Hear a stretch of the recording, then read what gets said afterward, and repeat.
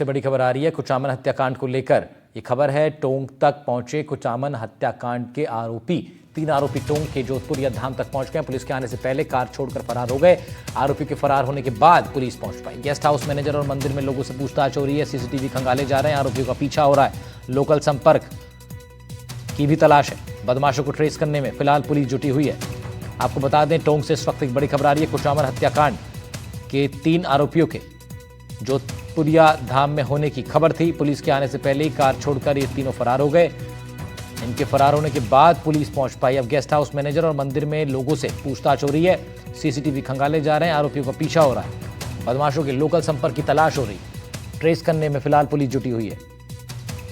इस वक्त की बड़ी अपडेट कुचामन हत्याकांड से जुड़ी आप तक पहुंचा रहे हैं। 4 आरोपी थे जिसमें से 3 की एक साथ मौजूदगी की खबर थी पुलिस के, लेकिन यहां पहुंचने से पहले ही ये तीनों फरार हो गए।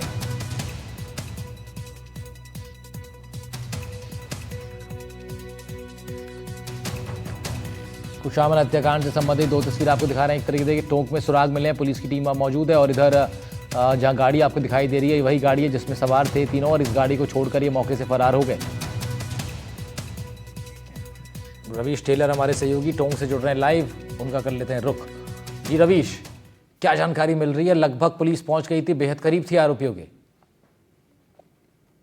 जी राहुल, बिल्कुल बेहद करीब थी। पुलिस लगातार पीछा कर रही थी, ट्रेस कर रही थी, लेकिन इससे पहले जो है आरोपी निकल जाते हैं। लेकिन महत्वपूर्ण बात यह है कि क्या अब मंदिरों को जो है ऐसे अपराधियों ने अपनी शरण के लिए बना लिया है कि जोधपुरिया वो पहुंचे तो कैसे पहुंचे और किस मकसद से वहां पहुंचे थे? क्या इससे पहले वो वहां पहुंच चुके थे, यहाँ रास्ता जानते थे, और क्यों वहां स्कॉर्पियो छोड़ी गई, कार बदली गई?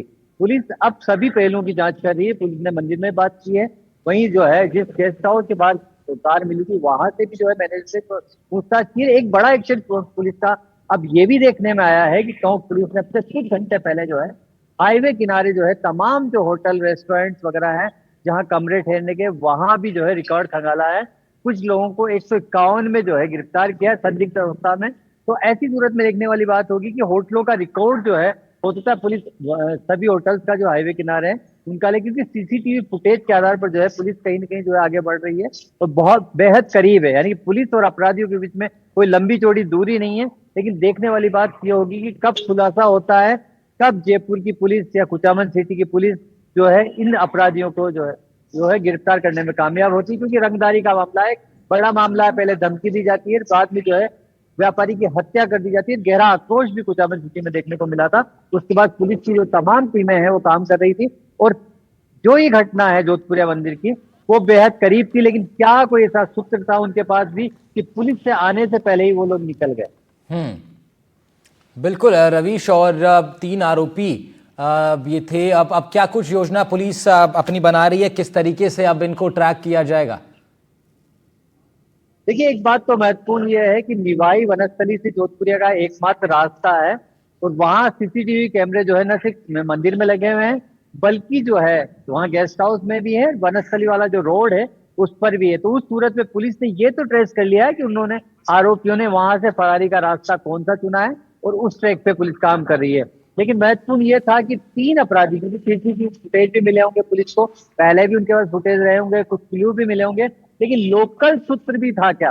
पुलिस इस पर भी जांच कर रही है। हो सकता है जो है खुलासे के बाद जो है ये बात साफ हो कि कोई लोकल सूत्र था, क्योंकि जोधपुरिया देवनारायण मंदिर जो है आस्था का केंद्र है। इससे पहले क्योंकि 2 जो आरोपी बताए जा रहे हैं वो उसी गुर्जर जाति से है, तो वो आश्रम वहां पहले आ चुके थे। इसका मतलब ये भी हो सकता है हाल ही में लक्ष्मी मेला भरा था। तो उस सूरत में वहां 3 घंटे का वक्त उन्होंने गुजारा है और 3 घंटे में क्या कुछ किया, क्या वहां रुकने का प्लान था, क्या उनको इन्फॉर्मेशन मिली इसकी पुलिस आ रही है, इससे पहले वहां से निकल गए? तो तमाम जो पहलू इन पर बात हो रही है, पुलिस आगे बढ़ रही है। लेकिन यही है कि टोंक जिले के आसपास जो है क्या वो अपराधी अभी भी मौजूद हैं जिस पर पुलिस कार्रवाई करी? आज जो है रेस्टोरेंट जो हाईवे के किनारे थे उनकी तलाशी ली गई। तो देखने वाली बात ये होगी कब पकड़े जाएंगे कुचामन व्यापारी हत्याकांड के आरोपी। रवि, जिसमें जो मैनेजर हैं इस धर्मशाला के, इस जगह के, उनसे भी पुलिस ने पूछताछ की है और बताया जा रहा है लोगों से भी बातचीत की, आपके माध्यम से ये सूचना हम तक पहुंची।